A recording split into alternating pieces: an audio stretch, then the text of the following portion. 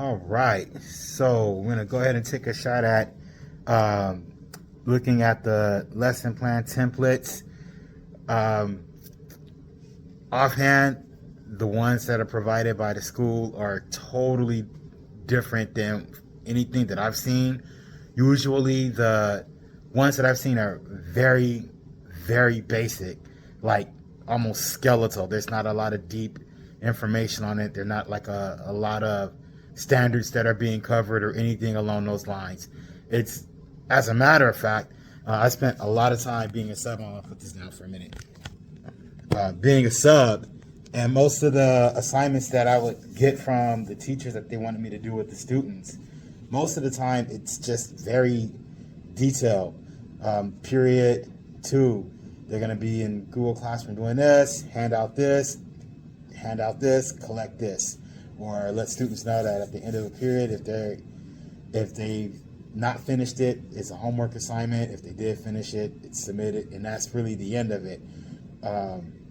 So I've not seen a whole lot of lesson plans that are this technically refined. But I do like the fact that the TPEs are provided. I like that it gives a window of time for how long something should take place in the class. So it kind of, it gives you like some kind of way to pace the amount of information that you're disseminating or the activities that you're carrying out. One of my questions will be, especially if I'm going to be able to do my internship from the high school where I'm currently working for, if those pacing directions are going to differentiate on days when students are on a 50-minute bell cycle, or if they're on a block bell schedule. Because my students are on a block schedule Tuesdays, Wednesdays, and Thursdays, and so the periods are 89, 90 minutes as opposed to a 50 or 55-minute period.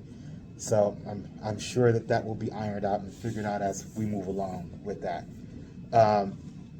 Some of my challenges, I think it's going to be, number one, whenever anything is new, for me, I just kind of have to do it without overthinking it.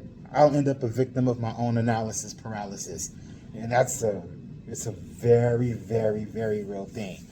So it's better for me not to have too much time to like overthink it and overanalyze, because I'll think my way right into it and think my way right on out of it, and that's not good for business, and that's not going to be good for trying to pass a class here and to get my credential. So some of the language, having to really have understanding of what each of the standards are, the differences between each type of standard, being able to identify them on different areas of the lesson plan. I know that with just time and having done it over and over and over again, it might get a little easier to identify those parts to it. But right offhand, that part of it seems to be a little intimidating. I'm going to pull up the lesson plan on my other screen because I did highlight the parts. Figuring out exactly what the measurable objective would be depending on subject. So not to say at the end of the lesson plan they should be able to answer 80% of the questions correctly on some type of an assessment, or they should be able to figure out how to navigate a problem-solving question. I'm reverting back to math because that's what I've been teaching for about the last year and a half or so. Integrated math classes, direct integrated math classes. Anyway, those are my 3 challenges that I foresee,